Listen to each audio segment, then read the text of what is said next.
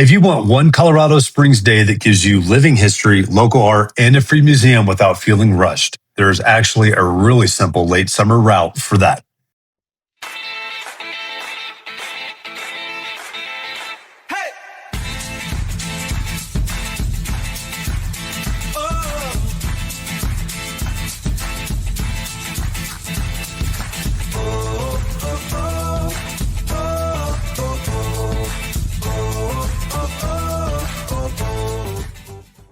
Hi, I'm James E. with the James E. Mountain Home Scene, and we are your local mountain and Colorado Springs real estate experts. We absolutely love answering your questions about the area. So if you're buying, selling, or just curious about the Pikes Peak region, reach out.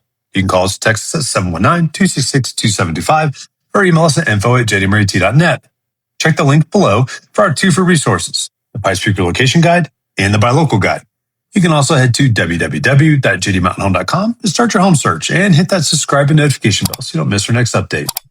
Today, we're putting together a late summer culture plan around Colorado Springs because not every good local day has to be built around one giant attraction. Sometimes the better move is to combine a few smaller stops that give you a different kind of experience.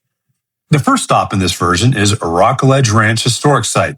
Visit Colorado Springs lists the Summer Living History program here on August 12th through August 15th from 10 a.m. to 5 p.m. at 3105 Gateway Road. If you know the Garden of the Gods area, this is a really easy add-on because it's right in that same west side zone. And this is not one of those history programs where you just read 2 signs and leave. The official Rockledge Ranch event page says you can learn about Native American trade at the American Indian area, make a corn husk stall at the Homestead Cabin, explore the 1880s garden, play Victorian games, tour the 1870s Rockledge House, hear the blacksmithing work in the 1890s area, and visit the 1907 Orchard House. What makes that stop useful is the variety.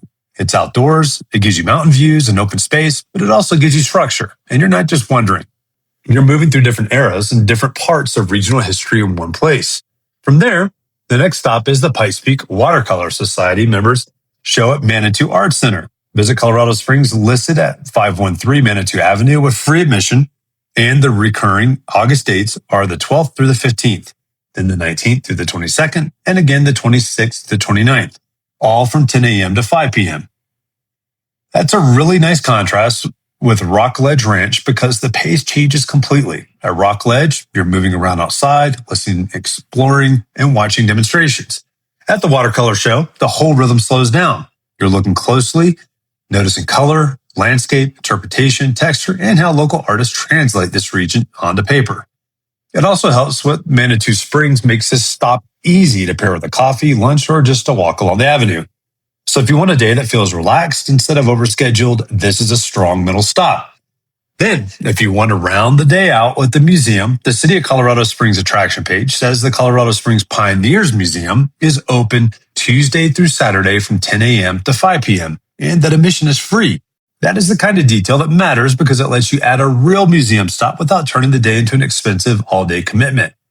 The museum gives you the indoor history piece that balances the other 2 stops. The Rockledge Ranch gives you immersive living history outdoors. The watercolor show gives you local art in Manitou. The Pioneers Museum gives you exhibits and interactive displays focused on the history of the Pikes Peak region. If you're trying to turn this into an actual day plan, here's the easiest order. Start with Rockledge Ranch in the morning while the weather is cooler and you have energy to walk the grounds. Head to Manitou Art Center next, where you can slow down and spend as much or as little time as you want with the watercolor show. Then finish at the Pioneers Museum if you want one more indoor stop before dinner.